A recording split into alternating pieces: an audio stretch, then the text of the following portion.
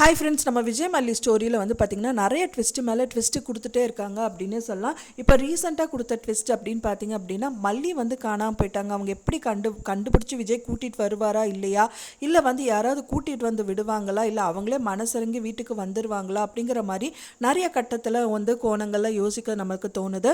So மல்லியே வந்து வீட்டுக்கு வர்றது அப்படிங்கிறது கண்டிப்பாக ரேர். ஏன்னா வந்து இந்த சுச்சுவேஷன் தான் அவங்க வந்து ரொம்ப நாளாக வந்துட்டு எதிர்பார்த்துட்டு இருந்தாங்க.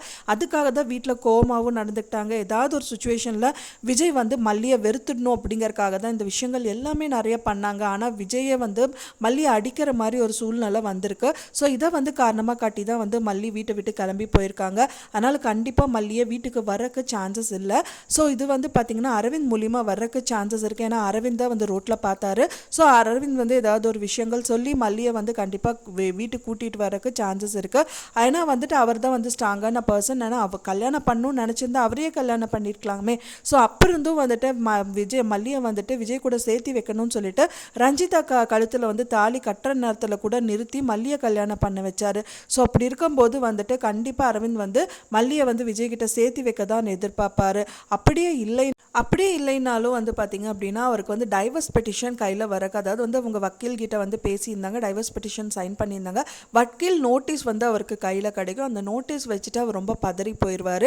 ஃபைனலாக வந்து பார்த்திங்கன்னா விஜய் மல்லி வந்து பார்த்திங்கன்னா கோர்ட்டில் தான் மீட் பண்ணுவாங்க. இல்லாட்டா வந்து பார்த்திங்கன்னா அவங்க கவுன்சிலிங்கில் மீட் பண்ணுறக்கு சான்சஸ் இருக்குது. ஸோ அந்த டைம் வந்து பார்த்திங்கன்னா அவரே சொல்லியிருப்பார், மல்லி காலில் விழுந்தாவது அவளை கூட்டிகிட்டு வந்துடுறேன் அப்படின்னு சொல்லிட்டு. மல்லி இந்த காரணங்கள் தான் வந்துட்டு மெயினாக ரீசனாக சொல்லுவாங்க. அவர் அடிச்சிட்டாரு, எங்களுக்குள்ளே மிஸ் அண்டர்ஸ்டாண்டிங் வருது, ஸோ இப்போ முதல் மாதிரி இல்லை அப்படிங்கிற மாதிரி நிறைய விஷயங்கள் சொல்லுவாங்க அப்படின்னு தான் எதிர்பார்க்கப்படுது. ஸோ இவர் வந்து பார்த்திங்கன்னா அவங்க காலையே விழுவார் அப்படின்னு தான் எதிர்பார்க்கப்படுது. ஏன்னா இப்போ தான் வந்து மல்லி எவ்வளோ இம்பார்ட்டன்ஸ் அப்படிங்கிறது வந்து அவருக்கு தெரிய வந்திருக்கு. ஸோ அதனால் வந்து எந்த சூழ்நிலையும் மல்லியை மட்டும் மிஸ் பண்ணிடக்கூடாது அப்படின்னு சொல்லிட்டு அவர் ரொம்ப தீர்க்கமாக இருக்கார். அதனால வந்து மல்லி காலில் விழுகிற கூட சான்சஸ் இருக்குது. ஸோ இந்த மாதிரி தான் வந்து கதைக்களம் போகும் அப்படின்னு நினச்சிட்டு இருக்கேன். ஃப்ரெண்ட்ஸ், நீங்கள் எப்படி நடக்கும்னு நினைக்கிறீங்க அப்படின்னு சொல்லிட்டு உங்களோட கருத்துக்களை மறக்காமல் எனக்கு கமெண்ட்டில் ஷேர் பண்ணுங்கள்.